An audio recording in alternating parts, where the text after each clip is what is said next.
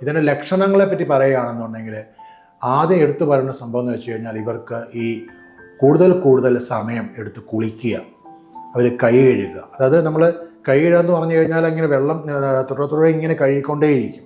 അപ്പോൾ ഇവരുടെ ഉള്ളിൽ നിന്ന് പറഞ്ഞാൽ ഒരു ചിന്ത, ഒരു അണുബാധ എന്തോ കയ്യിലുണ്ടെന്നുള്ളതാണ് ഇവരുടെ ഒരു ചിന്ത.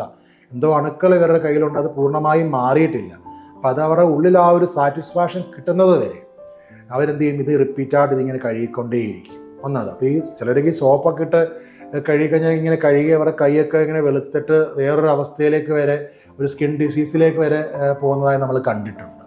പിന്നെ ചില ആൾക്കാർ കുളിക്കാനായിട്ട് സമയം എടുത്തു കഴിഞ്ഞ് കഴിഞ്ഞാൽ ഇവരൊരു 5-6 ടാങ്ക് വെള്ളം തീരുന്നിടം വരെ വെള്ളം ഇങ്ങനെ കുളിച്ച് തീർക്കുകയും ചെയ്യും. അതോടൊപ്പം തന്നെയുള്ള അടുത്തൊരു പ്രശ്നമാണ് ഇവരിങ്ങനെ ഫയലുകൾ, ഇപ്പോൾ ഓഫീസിലൊക്കെ ജോലി ചെയ്യുന്ന ആൾക്കാരാണെങ്കിൽ ഓരോ സമയം ഈ ഫയലുകൾ ഇങ്ങനെ കൂടുതൽ ചെക്ക് ചെയ്തുകൊണ്ടിരിക്കുക.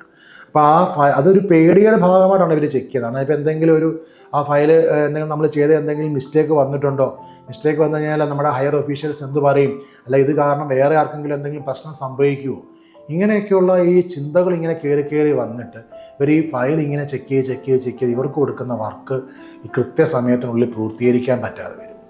അങ്ങനെ പല വ്യക്തികളും ഓഫീസിൽ പോകാതെ ഇരിക്കുന്നുണ്ട്. ഓഫീസിൽ ജോലി മടുത്തിട്ട് ജോലിക്ക് പോകാൻ പറ്റാത്ത അവസ്ഥയിലേക്ക് വരുന്ന ധാരാളം OCD ക്ലയൻസിനെ ഞാൻ കണ്ടിട്ടുണ്ട്. പിന്നെ അടുത്ത പ്രധാനപ്പെട്ട ലക്ഷണം എന്ന് പറഞ്ഞാൽ ഇവർക്ക് ഓവറായിട്ടുള്ള ചെക്കിങ് ആണ്.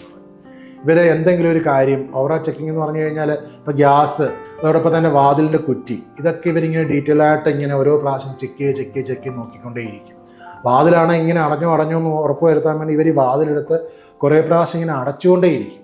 അങ്ങനെ ചില വീടുകളിലെ വാതിൽ വരെ പൊളിഞ്ഞു പോയിട്ടുണ്ടെന്നാണ് നമുക്ക് തന്നിരിക്കുന്ന ഫീഡ്ബാക്ക്. ഓക്കെ, അപ്പം ഒന്നത്. പിന്നെ ഈ ഗ്യാസിൻ്റെയൊക്കെയാണ് പറയുകയാണെന്നുണ്ടെങ്കിൽ ഇത് പൊട്ടിത്തെറിക്കുമോ എന്നുള്ളൊരു പേടിയാണ് ഇവരുടെ ഉള്ളിൽ. സോ അതുകൊണ്ട് തന്നെ ഇവർ വീട്ടിൽ നിന്ന് ഇറങ്ങിപ്പോയി കഴിഞ്ഞ് കഴിഞ്ഞാലും തിരിച്ചു വന്നിട്ട് വീട്ടിൽ വന്നിട്ട് പിന്നെയും വന്ന് തുറന്ന് അങ്ങനെ പല പ്രാവശ്യം ഇവർ ആവർത്തിച്ച് ഗ്യാസിൻ്റെ ചെക്ക് ചെയ്യുന്നുണ്ട്.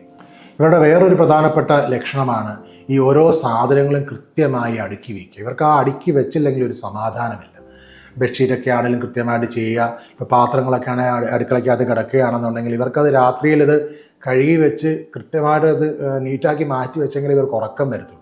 അപ്പോൾ എല്ലാ കാര്യങ്ങളും കൃത്യമായിട്ട് അങ്ങനെ ചെയ്യാനും ഒരു അടുക്കി വെക്കുക, പ്രത്യേകിച്ച് ഈ ഓർഡറിൽ വെക്കാനായിട്ടുള്ള ഒരു പെർഫെക്ഷൻ ഇവർ കൂടുതലും കാണിക്കാറുണ്ട്.